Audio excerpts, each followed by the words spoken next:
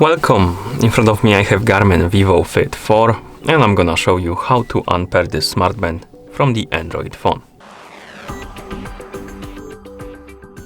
First, we need to open the Garmin Connect on the phone that is paired with our smartband.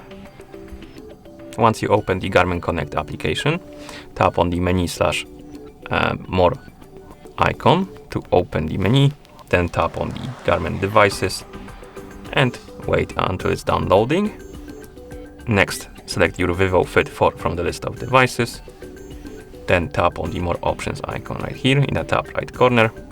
Select remove device and then tap on remove. Now we can tap on close. The Vivofit 4 should disappear from the list of devices. Now we can close the app, open the Bluetooth settings on our phone. In Bluetooth settings, check if you have the Vivofit 4 on the list of devices previously connected. It is right here. If it is here, tap on the settings icon, tap on the forget, and tap on forget device.